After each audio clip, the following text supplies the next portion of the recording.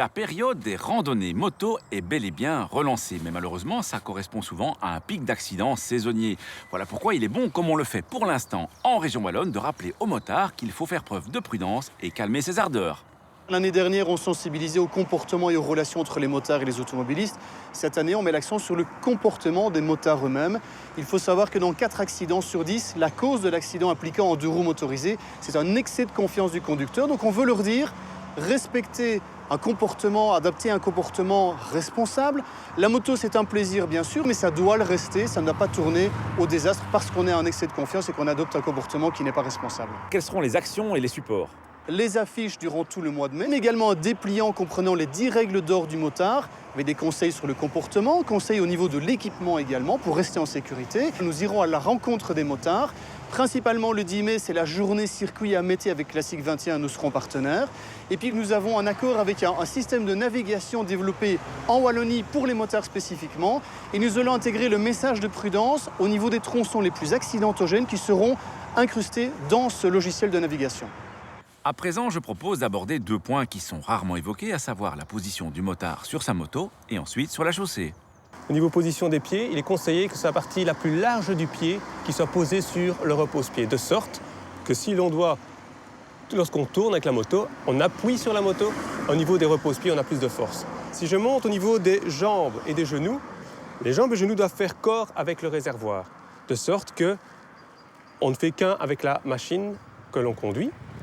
Au niveau des épaules, les épaules doivent être détendues, donc vers le bas.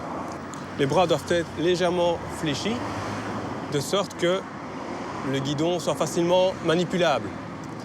Le bout des doigts et le coude doivent former une grande ligne droite. Donc ça ne sert à rien de rouler, de casser le poignet comme ça, parce que manipuler une moto avec son poignet, c'est pas l'idéal, on ne manipule rien du tout. Et une fois qu'on est sur la chaussée, où doit-on se placer ?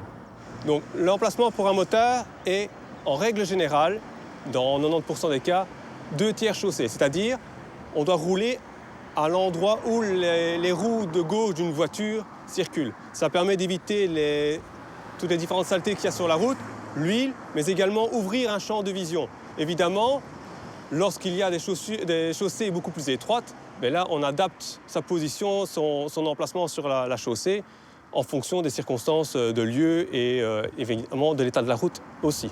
Si l'on roule à plusieurs, il faut rouler en quinconce. C'est-à-dire que le premier motard roulera sur sa partie 2 tiers chaussée, donc bande de gauche de roulement des pneus d'une voiture, et le second à la partie 1 tiers chaussée côté droite, à savoir la bande de roulement de droite des voitures. De sorte qu'il pourra, le second mieux anticiper le danger, et de 2, si le premier motard doit vraiment freiner, le second peut anticiper à une certaine distance de réaction afin d'éviter un obstacle ou le motard qui le précède.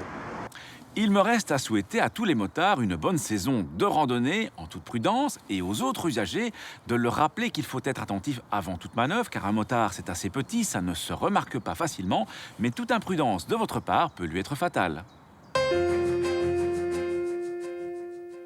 À la question de la semaine dernière, il fallait répondre que sur un dispositif surélevé, l'arrêt et le stationnement sont interdits sauf réglementation locale. À gagner cette semaine 4 méthodes d'apprentissage pour le permis théorique et pratique. La question, sur une autoroute à 3 bandes, en cas de bouchon, un motard ne peut dépasser entre la 2e et la 3e bande ou peut dépasser entre les bandes de son choix. Soit vous téléphonez au 0905 56 493, soit vous envoyez un SMS au 60 20 en tapant contact, 1, 2 ou 3 et vos coordonnées. Bonne route et à la semaine prochaine.